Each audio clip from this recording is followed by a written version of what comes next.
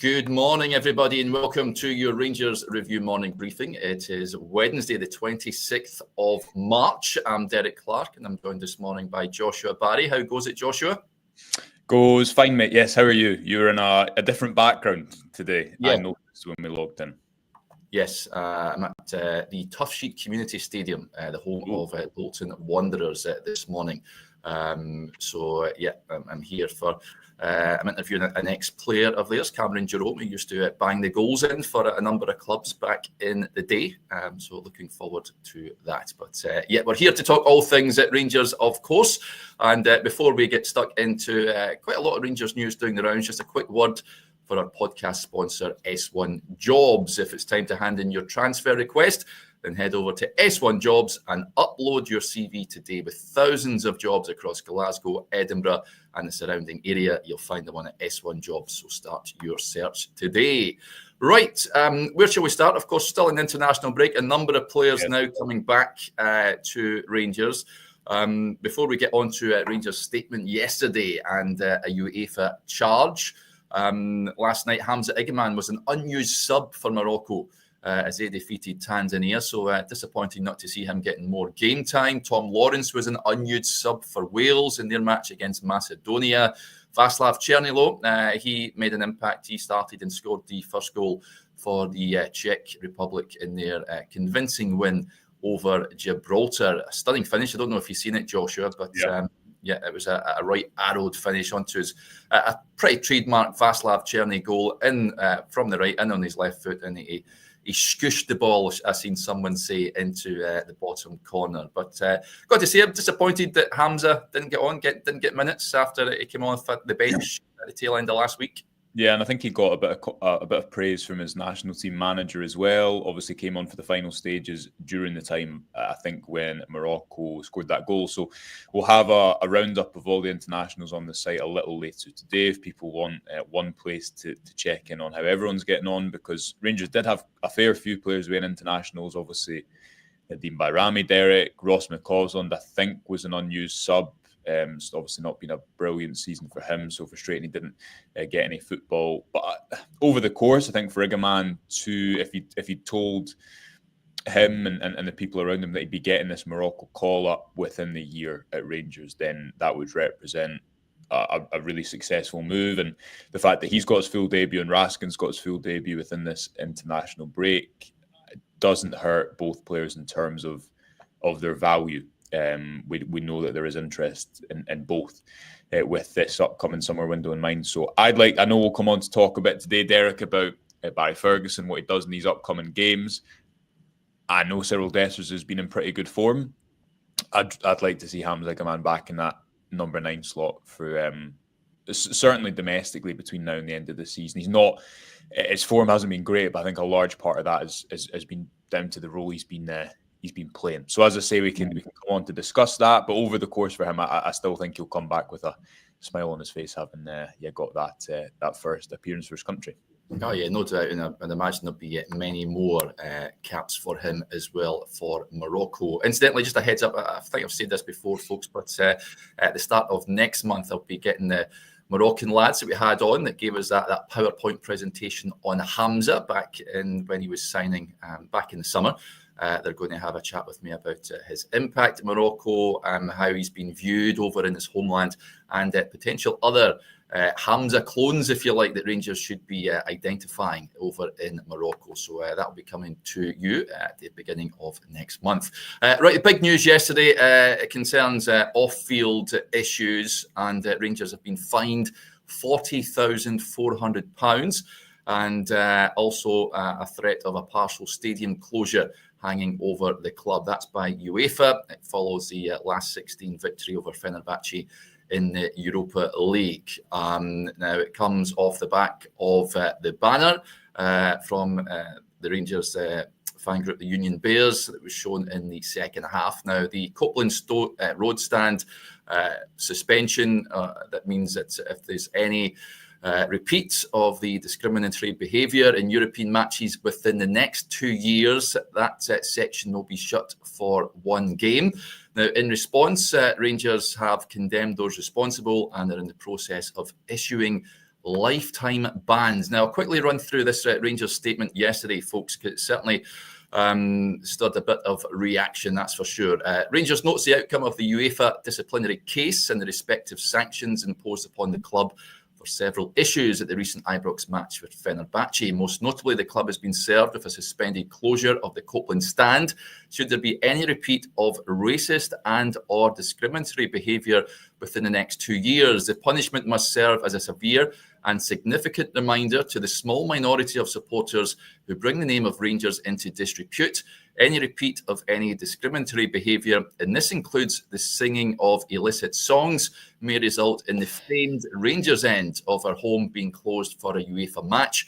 Not only will the reputation and finances of the club be harmed by such a punishment, but the chances of the team in a potentially key European match will also suffer enormously, while thousands of innocent fans will be unable to attend a massive fixture. In response to the displaying of the racist and or discriminatory banner at the Fenerbahce game, the club can confirm that it is in the process of issuing lifetime bans to the individuals responsible. Further, following the use of pyrotechnics at Parkhead in the Old Firm game, the club can confirm the groups responsible for their discharge will be directly impacted by the 500 ticket reduction issued as a sanction the next time the club appears in the latter stages of the Premier Sports Cup at Hampden. The club again stresses a future use of pyrotechnics in any SPFL match may lead to a further reduction of 800 tickets at a latter stage Premier Sports Cup match. And it ends, the strongest asset this football club has is our support, and the club knows the overwhelming majority of our supporters will be angered by these episodes and the consequences they have for the club and its supporters. We reiterate our call for all supporters to back the team in the correct manner and to challenge those who seek to further damage the good name of Rangers. Wow, Joshua, again, the statement last week didn't mess about. This doesn't mess about either. Now, as I touched on there, a lot of fans not too happy with this statement. I think with regards to UEFA, it's their ball, as they say, and there's only so much you can do in terms of challenging UEFA. I'm not too sure what Rangers can do when they get charged by the governing body, whether you agree with it or not. Only thing, I'm slightly concerned at this 2-year suspended sentence. I would like to think that there is dialogue between the club and the Union Bears, because I think 2 years is a long time, and it just takes another banner and the whole stand's closed. So I would like some sort of communication to be taking place between both club and the supporters group. Got to say, I feel that the lifetime ban is a bit severe, too severe for me. But I mean, that's just my opinion on that. But what do you make of this statement? Yeah, I think, pardon me, still fighting a cough that I just cannot get rid of. You're right to say that it's UEFA's ball, and they're the kind of they normally win these type of fights, and obviously it's their barometer of what constitutes the banner being racist and or, I can't remember the exact phrase you read out there. Racist and or offensive, is that the right terminology? Discriminatory, sorry. And and it was put to me by someone close to the situation, Derek, around the time of the statement last week, when I believe the first statement came out, that there will be a very harsh line drawn, and there will be what was described to me as a zero tolerance policy on such matters. And I think you are seeing the outplaying of that now. So I don't suspect it will be the end of the discussion around it. As I say, I think you're right to say that it is UEFA's ball, and they're going to set the rules. And you do. Yeah, I dislike UEFA with a passion, but at the end of the day, that's the clubs have to adhere to those rules. If you want to appear in European competition, you have to adhere to the rules. It is whether you like it or not, I guess. Yeah, and obviously the threat of a full stand closure is a big one. We've seen it happen to other clubs in Europe. I know. No one needs me to tell them the significance of full stands on these European nights, not least the last European night against Fenerbahce. So yeah, suspect it's not the end we've heard of this, Derek, but as I would say, I think this does depict that zero tolerance policy that I've just spoken about there, and certainly is an attempt to try and effectively keep the stands open. Yeah, I suspect it's not the last we've heard of it, but very much like last week from Rangers, I think the tone of the statement, maybe compared to, I don't know, Derek, in the past or the last couple of years, it definitely feels like there's a harsh line being drawn in regards to what the club and or ultimately UEFA have deemed this banner in particular to be. Yeah, I'm just concerned there will be a bit of animosity, as you'd imagine there will be from the union bears at this. That's how I just want some dialogue between the club and those involved. Let's get to a point where we're not concerned about stands being closed in Rangers matches in Europe, because Ibrox is a special place and we can't have that. But you can go and read that in full, folks, over on the Rangers review website. And it's fair to say, it's given by the comments in the video as well. It's certainly sparking debate. On the field, we touched on there, a number of players will be returning from representing the respective nations. Barry Ferguson, of course, gearing up to return to action and face a trip on Saturday evening up to Dens Park to take on Dundee. And a very different game than the last two games, Joshua, you could say. Last three games, the double-header against Fenerbahce and also the match against Celtic. It's been an issue for Rangers. Now, I'd imagine Tony Docherty's side will have a go.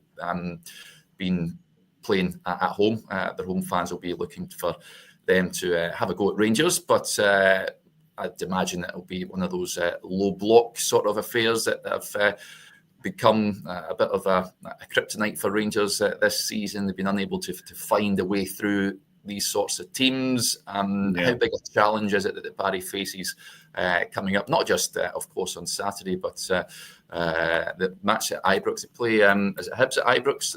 Hibs the following weekend. Yeah, I think we've writing on a column for later in the week, Derek, and I think that, Barry Ferguson, obviously they lost the home game against Fenerbahce, but they went through in the tie and beat Celtic away. Two significant wins before the international break. We've obviously covered that at length. However, the issue that Rangers have had all season has not been games where they've dominated like 30 or 40% of the ball. The issue has been games where they've dominated 60 or 70% of the ball. And the game, the 1-1 draw at Dundee, when was that under Philippe Clement? Was that in January? I think it was just after the Old Firm win and the Hibs draw away from home. Yeah. And that Hibs game and the Dundee game just exposed the kind of vulnerabilities, I think, in Clement's system, which ultimately was Rangers were not a good side in possession. And that night, remember, he chucked on, they must have had 7 attackers on at the end. Ross McCausland was the right back. And it would not click. So Ferguson gave the players and the staff a whole week off of the first international break. And it was put to me by someone that that was a bit of a welcome break, because there's been no winter break, Derek. There's been a lot of fixtures. I think the last international break was November prior to this one. So there's no bounce game, just a bit of time to recharge and refresh. Obviously, a lot of players away in internationals too. Since they came back in on Monday, obviously they'll have next week too, with a good amount of time to really work on effectively what they are doing for these games. And I think it's almost more difficult for Ferguson than switching to a back five and coming up with a pragmatic approach, as Mourinho called it, away from home in Fenerbahce, because Rangers are a team who, for a couple of years now, I would say have played without the kind of hallmarks of a good in-possession side. And they've looked like it.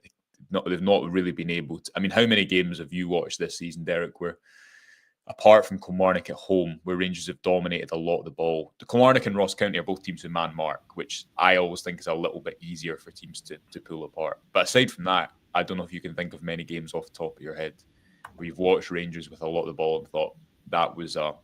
No, they're not built for it. Yeah, they're not built for it. Barry Ferguson can't change that in 2 weeks. But I think as this topic of what does the next Rangers manager look like, sporting director conversations are still going on. Again, it's important to point out the European qualifiers are under 4 months away. There is, I think, a situation in which the circumstances could favour Ferguson to get this job on a slightly longer basis. But before that conversation arises, if that is to be the case, I think these type of games are as important as the Europa League games, because that is the that's what has betrayed Rangers managers too often, and certainly this season that has kind of been their kryptonite, hasn't it? Yeah, it certainly has. I just fancy Rangers to get the job done at the weekend. At this point from James, I'll flag up, says Maurice Ross was spot on with saying we need bodies in the box. We need to start like we did against Celtic, get the pressure on. Maurice was fantastic. We had him on yesterday. It's available to watch over on the extra channel, folks, and he spoke about coming up against the low block and how he really enjoys how Barry's brought the enjoyment factor back to Rangers. He spoke well, he always does Morris. So he spoke about that in detail, about Barry potentially being in with a chance of getting the job long term, and just bringing back some the Rangers standards, if you like, and common sense back to Rangers. So I thought it was very intriguing what you had to say. So do go and give it a watch, folks. And this is an interesting one as well, just ahead of that game. Joshua Bluebell says, how do we feel about Lyle Cameron playing against a strange situation for him? Absolutely is, of course. He will be joining Rangers in the summer. Didn't play at the game, the last game. Did he play? I don't think he did. No. He played. Did he play Ibrox? I think he played at Ibrox in the 1-0 game back in December. The Cherny goal. Yes, which that was just one of these games which was just I was there. Big shout out to my friend Aldo. I was in hospitality for that game. I mean, it was absolutely terrific. The game, though, I think couldn't tell you anything that happened in it, apart from I remember like the last 20 minutes thinking, why aren't Rangers holding the ball? They're trying to go forward at every opportunity. I don't think Dundee were close to getting a result, but there's so many of these games. 1-0 win over Hearts in November, I think at Ibrox too. You just thought, like, there is very little here. Anyway, that is an aside. Do you know what it reminds me of? Is Jordan Jones scoring the winner for Kilmarnock against Rangers after he signed a pre-contract? Yes. Correct me if I'm wrong. Back in, what would that be, early 2019? And obviously that his Rangers career didn't really turn out as hoped. You excited about seeing him, Joshua, next season, Lyle Cameron? Do you think that a good addition? I know we had a real in-depth on him so ago. I think, Derek, what Rangers probably haven't done enough of in the last few years is make these signings like Connor Barron, which you just use the phrase common sense, so I begrudgingly use it too. There is a reality that they need to build a base of the squad. They can't turn over the squad every year. There is validity in some players knowing the league. I think you look at Lyle Cameron and is he going to take, right now, will he take the Rangers midfield to another level? I don't know. But you look at his age, you look at his goal contributions, which have been pretty good. I think what he will give you is an ability to attack the box from a deeper position that maybe the current Rangers midfield doesn't have. I think Diomande has that. Raskin, we've seen him actually when he plays higher up has that, but obviously he's going to play more as a number 6. And certainly that performance against Belgium was really impressive in that role. He can get box to box pretty well, so he's small, but he's quite a big engine on him. Not really a dribbler with the ball, and pretty pass heavy, pretty heavy on his right foot too. But I think he has some interesting attributes there, and he's not going to be he's not on a huge wage comparatively to other players. So I think making these type of low risk signings, we spoke about it, we've reported on it a number of times, Derek. The Rangers want to try and add one Scottish talent a year if possible. Yeah, and I think that kind of makes sense. So I don't even if hypothetically Lyle Cameron were to come in and not do well, I think there'd be a market for him. You've not overpaid to get him in, and I think the Rangers believe that there is a lot of potential in there that they can work with. And Connor Barron's had it's not been completely up since the start of the season when he did play pretty well. But you can see, especially in European games, I think you can see that there's a really good player in there who definitely fits a role within that squad. So I'm sure there'll be a hope that Lyle Cameron can do similar. Yep, very much looking forward to seeing him in a Rangers jersey. Bluebells are blue with the point of him facing his new employers. If I'm Lyle, I'd want to play pro as well. State your claim for a position before you've even signed. Yeah, absolutely. I'm sure he'll be doing his utmost for Dundee at the weekend. Just your point there about, Johnny, actually, someone put the question in yesterday to us about bringing in more Scottish players every season. I think, was it Niels Coppin that said it during the AGM? That's what they'll look to bring in, at least one every year. Is there any standouts at this point in time you would like to target, Joshua? Any players that you would like to see Rangers bringing in? Well, firstly, you've got Johnny said a word yesterday that I believe was a completely top player, something like that. Yeah, which I said sounded like an Italian starter, but he's got to always. He's right back for Regina. Yeah, he's got. He's got to always putting a big word, doesn't he?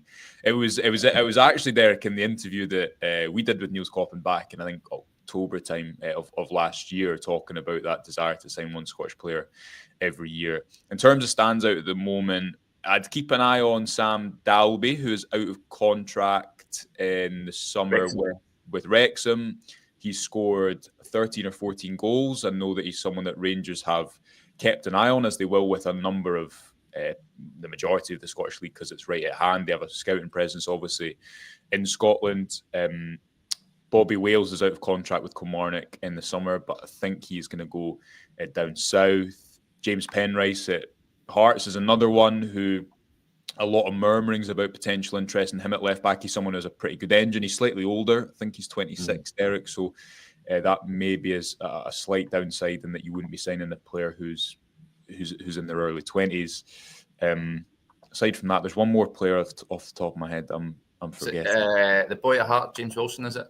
James Wilson, yeah, but I think he's already in the Scotland squad, isn't he? And it'll be interesting to see what happens with his career, because he's still only 17. Don't see him leaving Hearts anytime soon. But yeah, they're the few that stand out. Obviously, Sam Dalby isn't Scottish, but yeah, worth mentioning. That one, and Bobby Wales obviously has come through at Kilmarnock. I believe his contract is up in the summer too, but I'm not. I don't think he'll be ending up at Ibrox. But again, it makes sense, doesn't it? Because Lewis Ferguson is the obvious one, who probably at the time you'd have Lewis Ferguson, Aaron Hickey, and a number of players. And I don't know the situation about those deals at the time, why they didn't happen, if they were close to happening, and wasn't privy to that information. But you look at someone like Lewis Ferguson now and you think why he can't get in the Scotland team more is beyond me. But it's those type of signings, Derek, that I think if you make a couple of okay signings, but you get one like that spot on and feel the benefit of it, then that policy makes sense before you even start to talk about UEFA squad rules and whatnot. Yeah, the lad at Napoli as well, Billy Gilmore, I'd be going out and getting him in the summer as well, adding him to the ranks. That would be a good move. Just going back to Morris Ross, Blue Bells of Blue says it always speaks well. No nonsense, no thrills, just tells it how it is. Thought he'd been brought in by now, as he's apparently a decent coach. Yeah, absolutely. Has been a manager at different places. Iceland, the Faroes, he was a manager in, and has been a coach as well. He was down south at Notts County. I think he was at Fleetwood, if I'm not mistaken, or another club down there working. So, he certainly talks a good game. You mentioned Raskin there, Joshua. Yes. We touched on it a little bit on, when were we last on? Monday? Monday. Had he played, was it the Sunday he played for Belgium? Yeah. We went back and watched it. We did something on the website about the game. He was I thought he was very good. But when we were speaking, I'd watched a little bit of it on Y-Scout. But do you know, one of the criticisms of not criticisms, but when Rangers signed him, there was a lot of excitement about the fact that he had other options, and there was a lot of excitement that they managed to get him. He's 21 at the time, I think, maybe just turned 21. Played a lot for the under-21s, and there was a feeling that with his kind of personality and leadership qualities too, that they could really. There was a lot there that matched up with playing for Rangers. One of the early criticisms, if you spoke to a former manager for a piece at the time, and a couple of other people, was that sometimes when he played at the base of midfield, he maybe rushed things too much, or he didn't quite have he needed to be this kind of energetic, what the Belgian media called him at the weekend, pit bull, to get around the pitch. And what I think you saw in that performance was actually a maturity to kind of control the game and be given a big responsibility by the manager, Rudy Garcia, in what was a must-win game for Belgium. And what makes Raskin such, I think, an interesting player, and why there is now so much interest in him, is that we know he can dominate these big spaces, stop and counter attacks that he really shouldn't. He sprints into duels and just wins so many of them. The funny thing about that Belgian game was he got booked a pretty harsh booking, like early on, yellow card early on. And you think from there he has to win all his duels, and he won 6 out of 6 duels perfectly after, which I think is again a really impressive facet of that performance because it's played on a yellow card. So we know he can dominate these big spaces, but then he's also someone who's really good at small spaces. He can dribble through pressure, he can run with the ball. The one area of his game which maybe isn't that much of a strength is his long range passing, and Barry Ferguson has spoken about areas in his game he wants to improve on. But you're now starting to see the benefit of just a bit of consistency that he should have had at the start of the 2023-24 season. But he then went and got injured. He wasn't actually in Philippe Clement's first 11, even when he was fit for periods of time. There was a time at the start of the season, Derek, where he was playing as a number 8. Conor Barron was playing as a number 6, and Raskin was removed at halftime against Hibs for tactical reasons. So that shows you, I think, what he's turned around in one season. And I thought he was very good on Sunday for Belgium in that full debut. Yeah. Just a couple of comments on Raskin. Graham with the point. Raskin has been outstanding. Hopefully he's still wearing a blue shirt next season. And Scott Girvin with the point. First order of business after the takeover should be to give Nico a new deal. Just on the takeover, a little bit of news you may have seen yesterday. Les Allen, who is a man that is an investment banker from Edinburgh. He facilitated the talks between Rangers and the 49ers enterprises. He appeared on the warm-up, which is the William Hill SPFL preview show, and he said some interesting things. I'll read you some of those quotes. He says, at this moment in time, the deal, I think, is a groundbreaking one if it happens for Scottish football. And then he said, my involvement, I wish I could tell you I had this grand plan of becoming an investment banker and buying and selling football clubs and other sports businesses, but it's not the way it happened. It's just decades worth of relationships on both sides of the transactions. We did some work with Andrew Kavanagh and finding a club for Andrew specifically. He then said, quick connections to Rangers shareholders, and so ended up where we are today. I think Rangers fans and Scottish football fans should be excited. Remember that the NFL, they own the San Francisco 49ers, one of the most successful franchises, apparently worth up to £9 billion. They are coming to Scottish football. So yes, as Rangers fans, I would be super excited. But as Scottish football fans, you've got to think that's going to draw the attention of other American sport owners at that level. And that's what's happened over a period with the Premier League in England. It's that suddenly you're in that room. So interesting stuff that you had to say there. A lot of excitement around. It's just building and building, Joshua, the prospect of these guys taking over. Yeah, and I thought Chris actually covered this well in the piece on Andrew Kavanagh, I think it was last week, Derek, where he spoke about actually the fact that he'd played football as a goalkeeper when he was younger and tracing a little bit of this interest in football as a sport and not just something that he's kind of discovered in the last few years as the MLS has grown, in America. Alongside Greta Steinson, that's those two have been the most visible faces around games as of late, and Steinson obviously has moved from this role within Leeds to take a greater interest in the wider football network of which the 49ers will hope to add soon. So yeah, people should be excited, Derek. Why not? It's